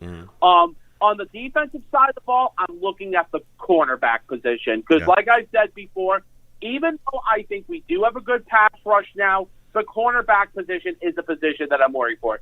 And one last thing I'll say before I go. Now, remember, on this show, on the Long Beach Joe show, if you come on this show and if you curse on this show, Long Beach Joe is going to get you out of here fast. And he means fast. Faster than Adam Gase and Darryl Lowry couldn't coach an offensive system. Steve, give him a hand, man. Give Steve a hand, yeah. I respect that. Steve. Yeah. Salute, Steve. I want to thank you for coming on the show. You have yourself a good night, all right, my friend? Have a good night, Joe. Bye-bye. All right. Listen, Steve calling in. He had some heat, man. I'll give it to him, Yeah, I'll give it to Steve. He brought some heat, straight from the green and white scrimmage. Again, Steve is a guy that's out there, so he definitely, is in person. He's a big Jets fan. That's why I always love to talk to him and hear his perspective about these New York Jets. So, yeah, there's a lot to talk about. We're going to keep getting to these lines. Again, 515-602-9639. 515-602-9639. Call in. We are taking all callers. Lines are still hot. We're going to get to everybody. When you call in, please, be patient. We will get to everybody. Also, I know different things go on in different places, but when you call in, you're in a queue system. I can see you, okay? So no need to call in and hang up, call in and hang up, and call in and hang up, because all you're going to do is put yourself at the bottom of the queue, okay? And, you'll be in the abyss. We'll never see you. You know what I'm saying? So just please Get on the line, hold on, and we're going to get to everybody. So we're going to keep getting to these lines. Again, 515-602-9639, 515-602-9639. Call in. Please give the streams a thumbs up if you're watching. Also share the stream. Subscribe if you have not subscribed, and turn on your notifications. So next, I'm going to go to my guy, Kieran. Kieran, I'm coming to you. Anthony will come to you in a second. Kieran salutes. I want to thank you for calling in tonight. Please clean up your background. You got a little issues going on, but we'll get to you in a second. But Kieran, I want to get your thoughts on this. You look at this situation with Zach Wilson right now. There's a lot of people that are kind of turning their back on him right now because he's struggling a little bit, right? He's got some things going on. He's trying to find his way as a rookie quarterback. Have you turned your back on Zach Wilson as well, and are you concerned that the struggles will continue going on into this upcoming preseason game that we have against the Giants? Hey, Joe, how's it going? I'm all right. How are you, my friend? Well, as well. I've been listening to the stuff and answering your question. I think I'm cautiously optimistic, but you got to be patient, right? Okay. So everything that there was a caller before, 3 callers ago, who basically said everything I wanted to say. I don't know. He was the guy before the toilet bowl guy, but anyway, he said everything that's right. I mean, you got to be patient with Zach. I think that actually what Steve said about the offensive line being the position group that you got to look at is probably important.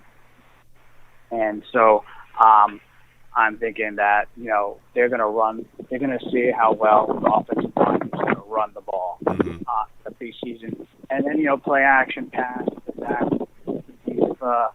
He can deal with it. Quick passes, if anything. They're going to probably script a bunch of plays to make sure that he understands the offense. I want to see Zach be able to run the offense, know the plays, hand the ball off, no turnovers, and if he does turn the ball over, come back the next drive and show, some gumption, some moxie, and run the offense without a hitch after that, Yeah. So that's all I expect from him. No, that's great. That was a great take there. That's kind of what I expect as well. If he makes a mistake, okay, he's able to come back and continue to build because he's going to make mistakes. He's a rookie quarterback. This is preseason. We're going on. We're trying to figure things out. But one of the things that you brought up as well after that great take about the quarterback was the running game, how you want to see us go out there and run the ball. You think that's what they're going to do. And it's a guy in P. Ryan that I think a lot of people pretty much left for dead. You listen to the shows throughout the offseason. There were people saying that he was cut, he was gone, they couldn't wait to get rid of him, so on and so forth. This dude is putting on in camp. He's trucking people. He's running with power. What are your thoughts about him and his position, within this running back group? Is this a guy that you think can now really turn things around with some solid performances in these preseason games and make his spot on the roster? I think so. I don't think they're going to give up on their third round pick last year. I don't think they're going to give up on him. I think they're going to give him every opportunity. I think he's going to, I don't know if he's going to start. I think I don't know who's the depth chart. I think number 1 is you got Tevin Coleman. Yeah, you got Tevin Ty Coleman. Johnson? You got Tevin Coleman. You got Ty Johnson. You got Michael Carter, the guy we just drafted. You got Adams, you got Walter there, so there's guys there, Yeah, I think P-Line, I don't think P-Line's going to get cut. I think he's going to make the team over Josh Adams. I think Josh Adams and him are probably a little similar in build. I think Josh Adams is a bigger guy, can truck people. P-Line's kind of maybe he's going to be a short yardage back. If he's trucking people, maybe that's what he's trying to show, that he's going to be a short yardage. That's his role maybe. And he's the bigger back in the offense, and so he's going to take it up the middle.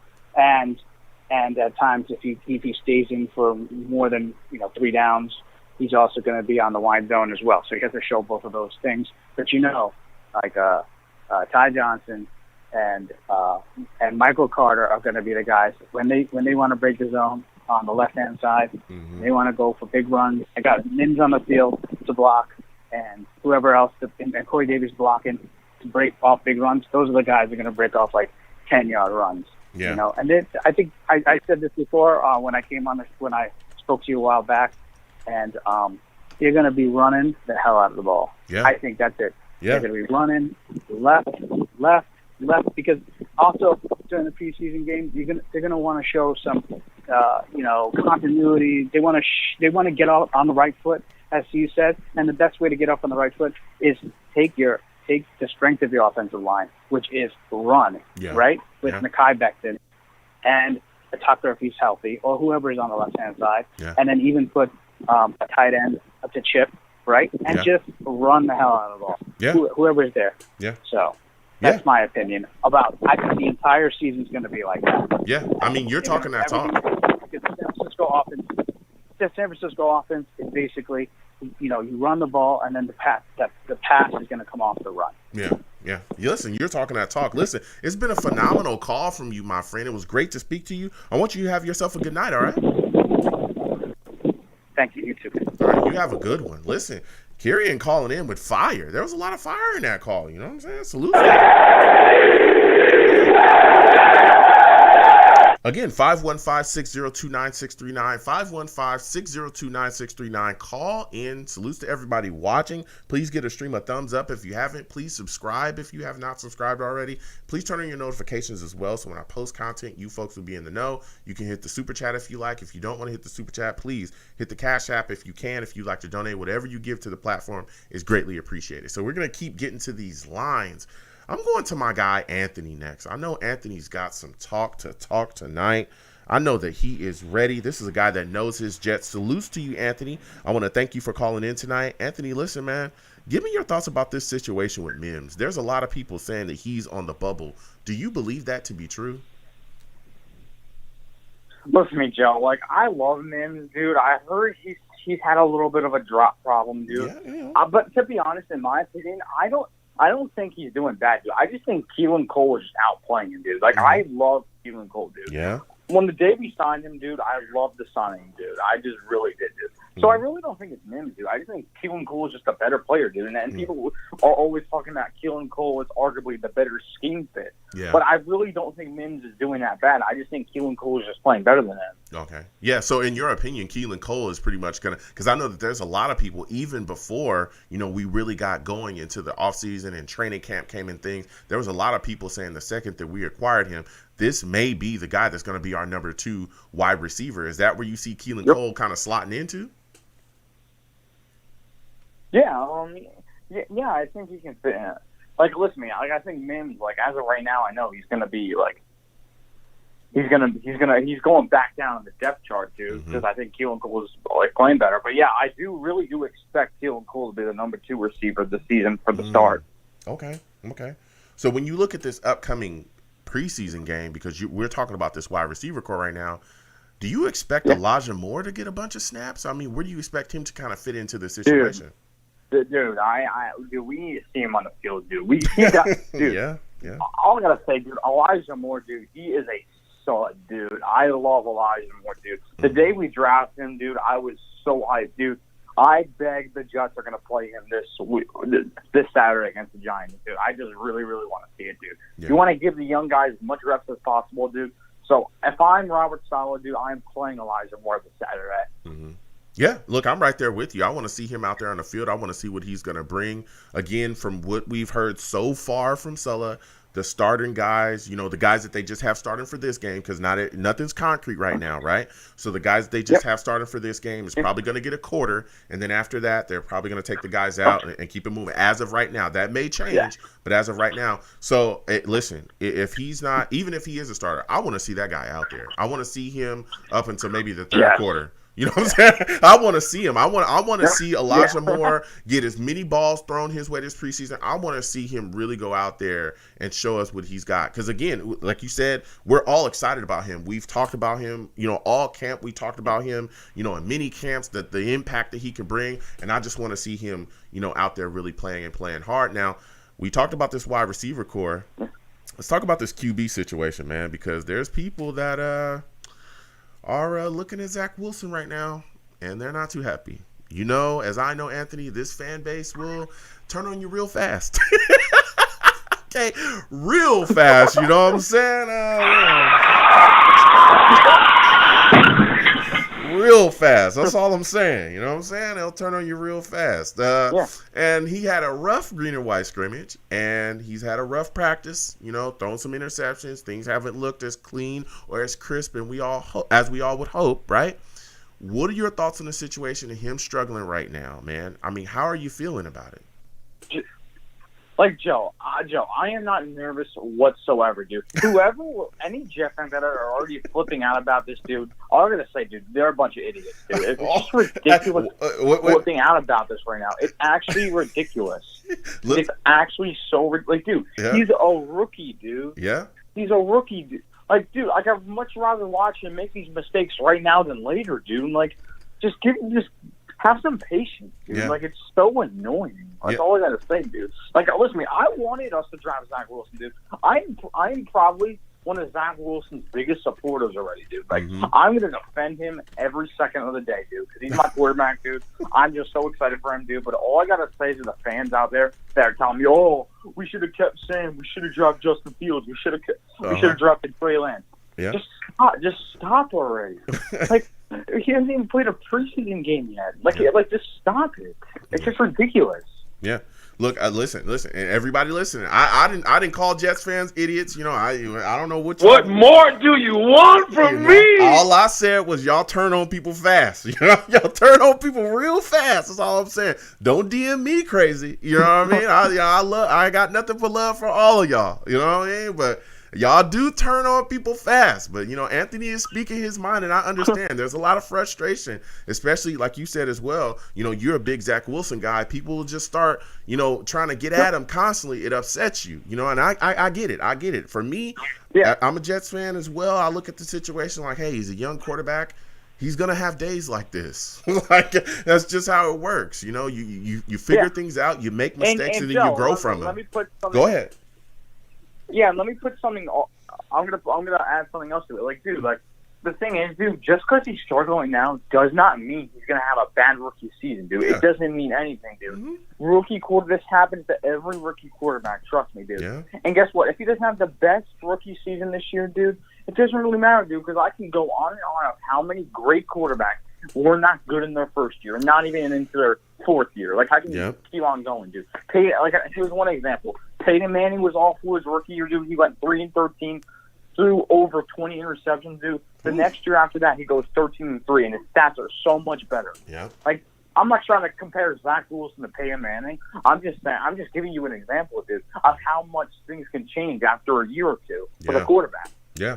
Yeah, I mean, you're talking that talk, and everybody kind of talks about that Peyton Manning, you know, stuff, and I kind of stay away from that because, like you said as well, people immediately start to say, you know, oh, well, he's gonna be Peyton Manning, or what do you think about that? It's like, I know you're, but that's a great example and a great you know, way to put it. Is like, hey, we've seen the best of the best quarterbacks struggle in their rookie years. It's like, you know, why wouldn't he do the exact same way? Hell, we saw Sam struggle his rookie year, and then we saw flashes here and there, you know, before we did what we did to destroy him. But you look at this situation, I want to keep going with you because you're really bringing the heat and the fire. And one of the things I think is going to be a big key to helping Zach Wilson this upcoming season, hell, just throughout this offseason, is our offensive line. And there's a lot of people wondering why, you know, when you look at this situation, a lot of people are looking at it and saying, hey, you know, Becton's kind of struggling or kind of, you know, going back and forth with Carl Lawson every day. You know, why isn't he just dominating every single down? What are your thoughts about that, man? What are your thoughts about this battle between Lawson and Becton on a daily basis? Like, Joe, to be honest, like, I don't listen to me. I understand Lawson's been killing him in practice, but man, like, I gotta say, dude, Lawson he's a monster. Yeah, like, he is tough to go against. Exactly. I know, I think Becton's gonna be fine. No, I just think Lawson is just bringing it to him. I just think Lawson is just going so tough on him. And guess what? It's like I said the same thing about Zach Wilson. It's practice. Yeah. I just think Lawson's just going so tough on him. That's all. Listen to me. The Jets haven't had a guy like this since probably John Abraham, dude. Like, I am so excited for Carl Lawson. It's so nice that we have a legitimate pass rusher. Mm-hmm. So when you look at this offensive line, again, because, you know, Vera Tucker, he's dealing with that injury that he has. But when you look at the other side, that right guard position, Cam Cam Clark dealing with that neck injury, we might see Van Roten actually stick around. As of right now, he's slotted as a starter there. Are you concerned about that, or is there another guard you think will be able to snatch that spot from him as we continue on throughout this preseason situation? Like Joe, like I'm not the biggest Van Roten guy, dude, but like I'm just saying, dude, like the Jets, he's not as bad as people say he is. Like I would love to see Cam Clark start at right guard. Like I would love to see Cam Clark start at right guard, but like I'm not sure if it's gonna happen, dude, because he got that huge injury the other day. It's gonna be hard for him to come back and like catch up. And like I really expect Van Roten to start, dude, but I think. Like, listen to me, man. He's by far the worst guy we have in the offensive line, dude. But it's not like he's so bad that we're in danger. So, like, I would love for another guy to start, dude. But I really think it's going to be Van Roten now. Okay. Yeah, I can see that. So my final question, and you're bringing the heat right now, Anthony. You're really bringing it in your call. When you look at this situation at linebacker, right? A lot of people, we were talking about Cashman. A lot of people talked about a lot of things. Listen, Hamza Nasruddin has stepped in, and this is a guy that looks like he's going to be our starting weak side linebacker. How do you feel about him at that position, man? Are you excited to see him going out there flying around? And are you going to keep a close eye on him this upcoming preseason game? Absolutely. Listen, man, I really like Nasruddin, dude. People were telling me one day he was like a second or third round talent or something like that. They might have said this about Sherwood, but I believe it was about Nasruddin. Like, man, I really like Nasruddin, dude. I really think Sal can make him something special. Like, I really like the pick at the time, dude. Yeah. Like, I know, like, also in linebacker group, you got guys like Cashman, Gerard Davis, C.J. Mosley. But I really expect Nasruddin to start, dude, because he's had a good training camp so far. I'm not gonna lie, I really liked him so far. Yeah, listen, Anthony, you have brought the fire, man. Before I let you go, when you watch this game, what position group battles are you going to keep your eyes on the closest, man? Like, what position groups are you going to be looking at going, who's making a play here? Who's making a play there throughout the game? Listen to me, Joe. There's a lot of position battles on this team right now. But the one position battle that just intrigues me so much is the running back position, dude. Like, I really think it's going to be either between Tevin Coleman or Michael Carter that's going to be the starting running back to start off the season. So I really like both guys, dude. I think I've seen more of Michael Carter so far, but I told you this a few weeks ago. I have a feeling they might start Coleman. Because I told you a few weeks ago that I feel like Coleman is kind of a mentor of Michael Carter. Because like Tevin Coleman, he's been in the Shanahan offense for a while. He knows it so well. So maybe he's gonna teach Michael Carter a lot of things about this offense. So that's a big reason why I have a feeling Tevin Coleman might start. Yeah. I mean, I could see it. I could absolutely see it. But I'm gonna keep I'm gonna keep ringing this bell that listen, Michael Pirine, people thought he was dead, okay? They said he was the guy that was going to be off the roster. He was terrible, all this other stuff. That dude has brought it all camp, and he has been a guy that has been running with power. He has been a guy that has been showing up and showing out every practice. And like you said as well, I could see Carter being the guy to be a starter, but I could see Pirine being a guy that they use heavy within this multi-back system. He may actually, again, make this roster when a lot of people had turned their backs on him. You know what I'm saying? I'm just going to say that. So, Anthony, listen, let me give you a hand, man, because you brought some fire, bro. Let me give you a hand, dude. Yeah. Let's give him a hand. Let's give Anthony a hand. Yeah. Give him a hand. Absolutely. Listen, Anthony, I want to thank you for calling in tonight, my friend. Next time I have a show, I want to hear from you, all right? Thanks for having me on, Joe. I'll definitely be here next time. Have a great night. All right, you have a good one, man. Listen, Anthony call in. He has some fire, man. Come on. Listen, we talk so much tonight. I'm going to go to my savages in the chat because they're talking. Salute to SG31 Black. Salutes to you as well, man. SG says, what do you think about the first depth chart? So far, some of the things that we're seeing, and again, this is just kind of, on the fly. Some of the things that we're talking about, we talked a little bit about some of the guys that are going to be stepping up and probably starting. Again, things are still fluid. We're still trying to see what's going on here. when you look at this situation, particularly at wide receiver, some of the guys that we're seeing starting, I think Crowder is going to be out there with the ones. Supposedly Keelan Cole is going to be out there with the ones. And, of course, Corey Davis is going to be out there with the ones. Now, is that something that I think is going to be set in stone? No. I think that, again, they're still trying to evaluate things offensively. They're still trying to evaluate how guys can be used within the rotation at wide receiver. And so we're going to figure all those things out as time continues on. I don't think that this puts Sims, out the door. I don't think that this puts Sims in a situation, or Mims, in a situation where he won't be able to, grab a spot or anything like that. I just think right now, that's kind of where they're at, and they'll continue to work him within the rotation. And again, I think a lot of people are not talking about this situation, is that he had food poisoning, coming into this offseason. And I think that really made it a rough road. I think they said he lost like 15 pounds. He was, vomiting constantly. So now that that's over, he's getting back to it. We're starting to see him really get his things going. He's got to work on the drops. Again, there were some drops from some other guys as well too, but we'll clean things up. But there's a lot of question marks at other position groups, particularly if you look at the, on the offensive side, that tight end position, big time question marks. Okay.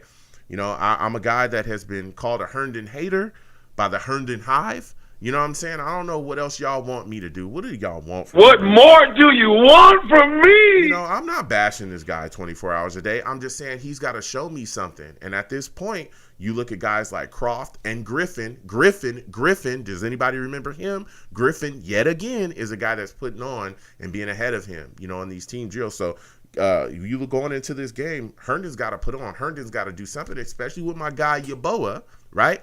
Catching these touchdowns, okay? Yes, he's catching them with the second team. That does not mean that he's just a comfortable spot to make the roster. He's got to continue to fight and do his thing as well. But with his athletic ability, I think he's the guy that can push to possibly, be a starting tight end here, but we'll see. But again, Griffin and Croft have really been putting things together at that tight end position. You look at our offensive line, things are kind of shaking out again with the injury to Vera Tucker. We'll see how that pans out. I think he's going to miss the first preseason game with that pectoral injury. But you look at the situation here everywhere else. Morgan Moses, has looked decent. I'm a little concerned about that right guard position. But again, with Cam Clark going down with that neck injury, we'll figure out how we're going forward with him.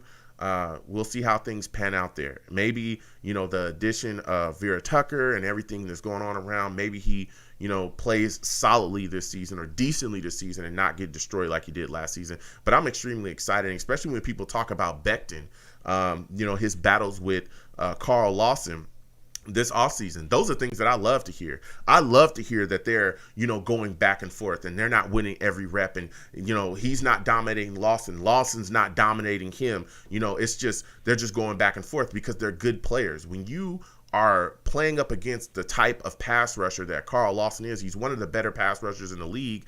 He should struggle. But guess what? All of the practice and all the struggle and all of the fights that they're having in practice is going to make him better when he goes against these other guys, that he's going to be facing during game time.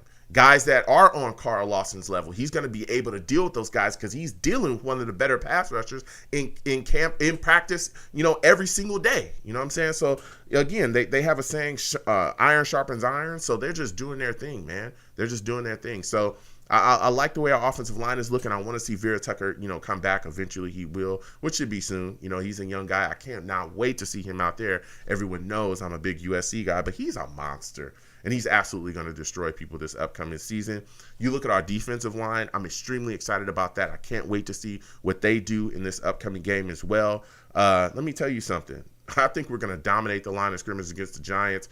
And again, we haven't even gotten Quinnen Williams in the fold yet, man. He's still, trying to come back from that injury, which he should be soon.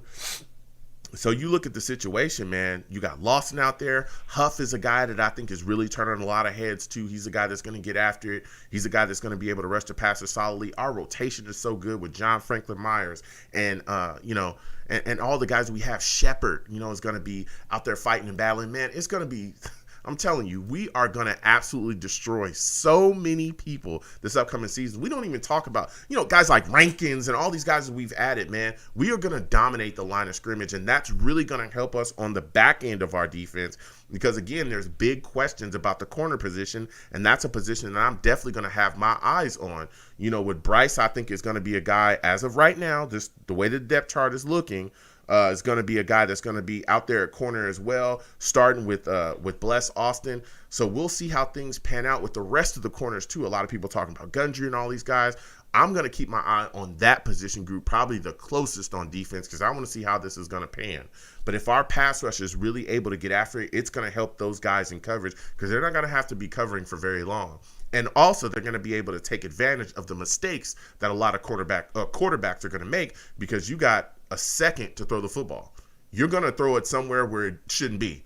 And guess what? That could be picked off and taken to the house, or that could be picked off and it's going to be returned to our offense. So turnovers can come out of those things. Also, strip sacks as well can come out of those things. So I cannot wait to see how our front is really going to get after it. Our linebacker situation, I like that as well. Gerard Davis is a guy I can't wait to see. There's a lot of talk about him and what he can bring. Again, this was a guy that was a first-round pick, a guy that a lot of people were saying, hey, he hasn't played up to his potential yet. He's looked like he's a guy that can really go out there and put on. And, of course, C.J. Mosley finally being able to be out there on the field now after 2 games to 2 years. That's what people constantly got after me with when I was just so excited about him, coming into this offseason. People said 2 games to 2 years, Joe. Well, guess what? You guys are about to see, and he's super in shape, and he's lost quite a bit of weight, so he's going to be flying around there in the 4-3, doing his thing. So I can't wait.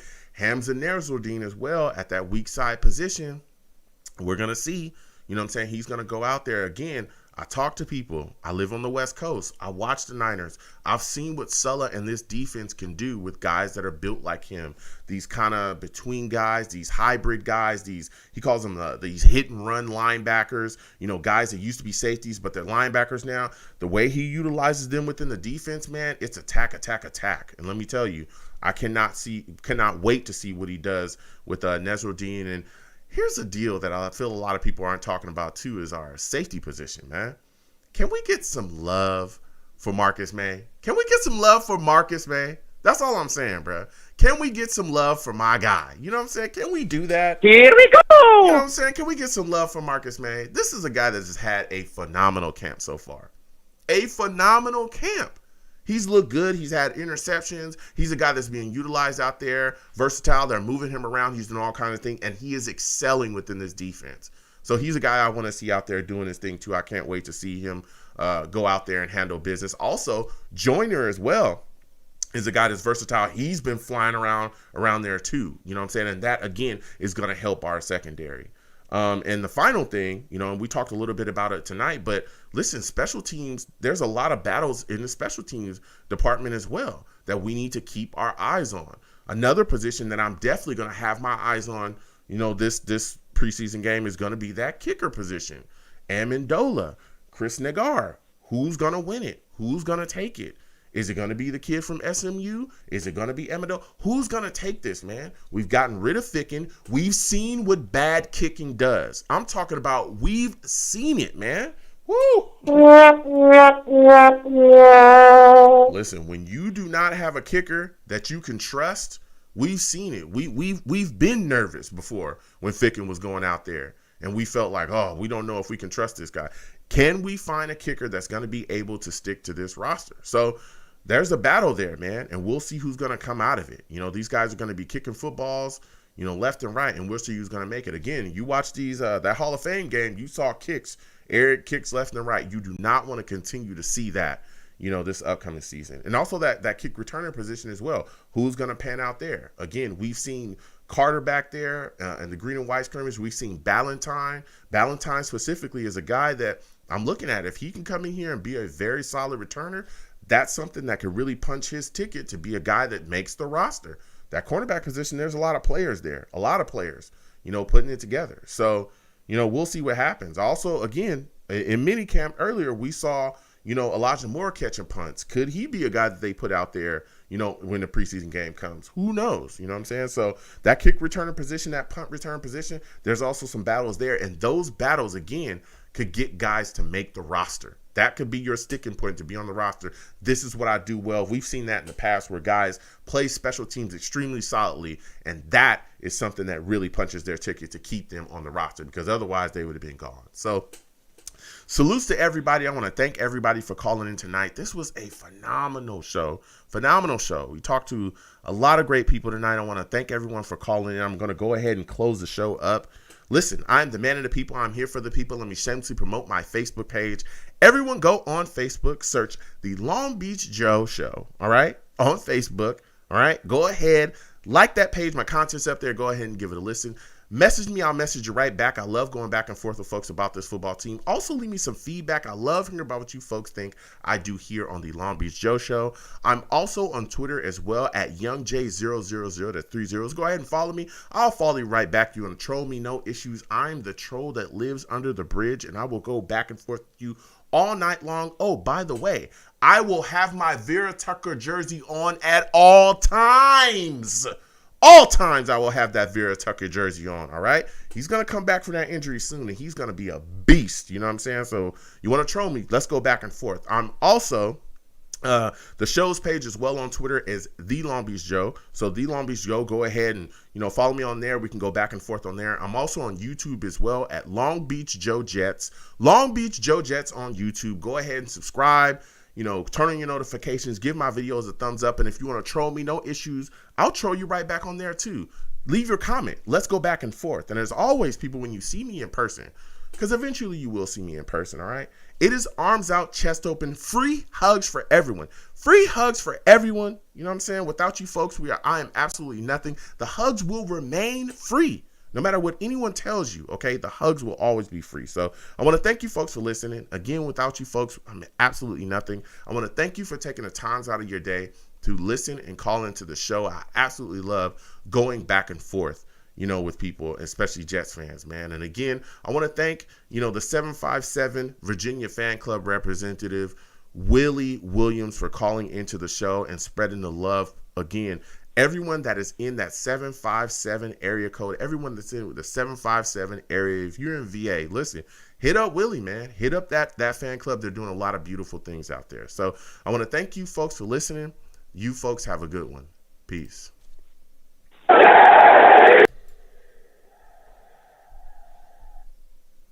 Hold on, folks.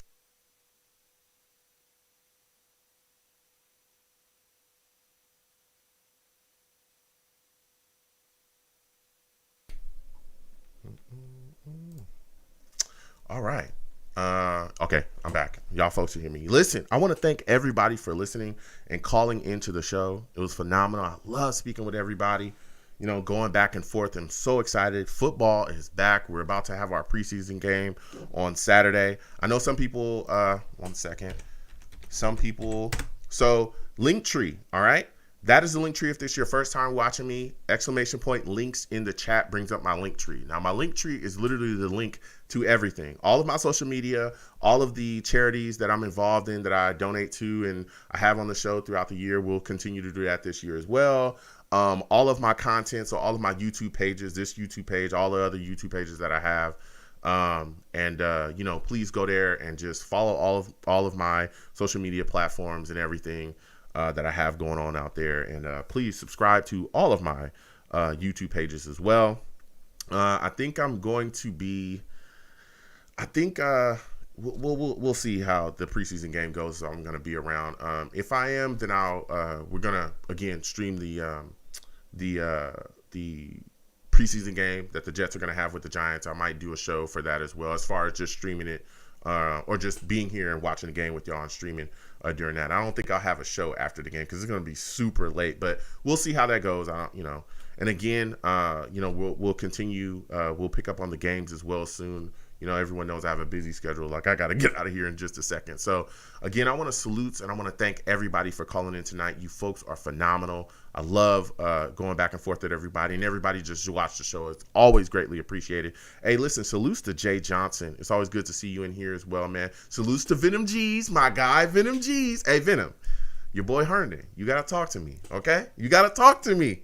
Pay attention, Venom G's. Come on, bro. We'll talk about that soon, though. But salutes to Venom G's, salutes to Edward, salutes to NY Jets. It's always good to see you in here as well. NY Jets FL. It's always good to see you. Salutes to 04 Karma.